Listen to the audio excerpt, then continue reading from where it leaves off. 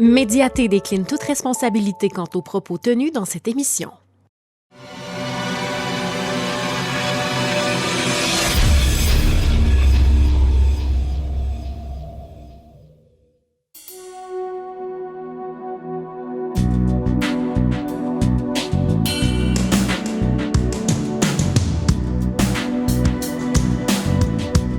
L'être humain a vécu pendant des millénaires sous l'éclairage d'un feu ou d'une chandelle.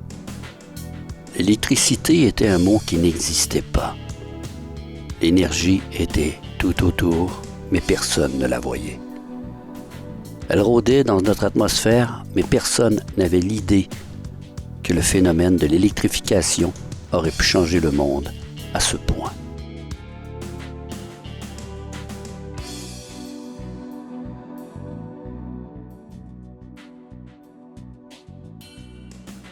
Volta a créé la première pile électrique en 1800. Thomas Edison nous a fait connaître l'ampoule électrique en 1879.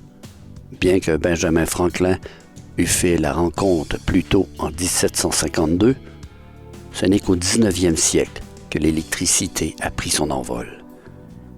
Il a remplacé la vapeur, puis on a commencé à fabriquer des centrales. Le bois, le charbon, le pétrole, l'eau, le nucléaire, le vent et le soleil sont les principales sources de notre mode de vie dans lequel on se dorlote depuis plus d'un siècle. Toutefois, certaines de ces sources nous démontrent qu'elles sont destructives pour notre environnement.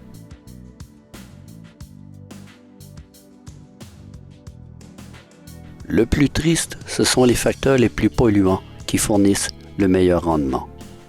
On parle ici du bois, du charbon et du pétrole.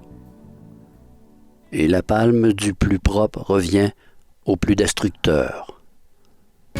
Le nucléaire est l'une des sources énergétiques les plus efficaces, mais c'est aussi la plus dangereuse en cas d'incident.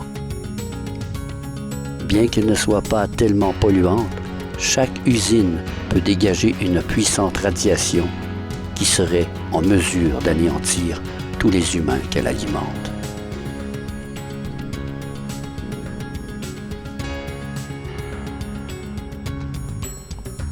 La puissance de l'eau est considérée avec l'aide de barrages. Il y a encore là des risques de rupture. Le vent et le soleil sont les options les plus propres. Malheureusement, l'énergie qui en dégage ne suffit pas à la demande. Du moins, c'est ce qu'on nous dit.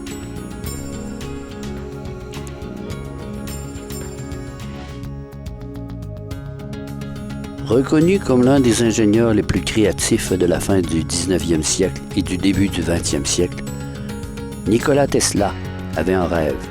Il se fixait comme objectif d'apporter gratuitement l'électricité dans les foyers et de véhiculer sans fil. Cet inventeur humaniste a mis au point les premiers alternateurs permettant la naissance des réseaux électriques de distribution au courant alternatif, dont il est l'un des pionniers. Déjà à cette époque, les investisseurs n'appuyaient pas la gratuité. Nikola Tesla avait l'idée d'une énergie magnétique et perpétuelle. Certains diront qu'il avait la capacité de changer le monde. Toutefois, il a été ignoré longtemps après sa mort. De son vivant, ce qu'on voulait de lui, c'était des inventions rentables.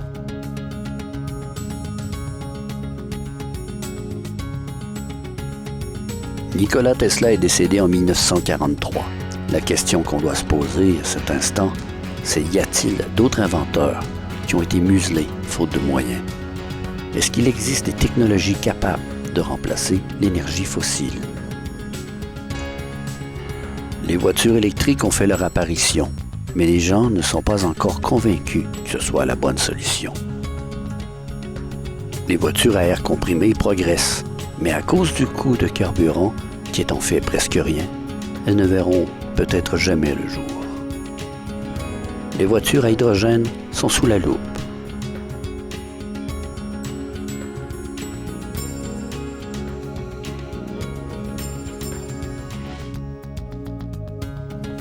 Malheureusement, il est difficile de savoir si une énergie fiable, propre et gratuite verra le jour. Il faut avant tout changer l'idée que c'est impossible en se limitant à nos propres connaissances.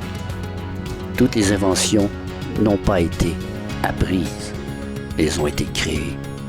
Mais surtout, il faut convaincre ceux qui en ont les moyens de financer un avenir propre au lieu d'une rentabilité monétaire. Ce n'est pas gagné. Seulement, il ne faut pas attendre que tout s'éteigne.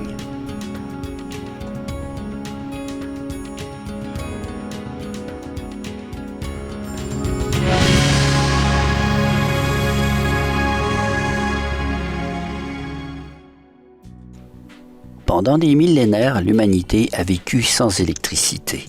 Est-ce que notre avenir pourrait se faire sans four à micro-ondes? Difficile d'y répondre.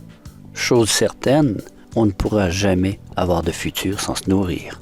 Ce qui nous amène à la prochaine émission, l'alimentation.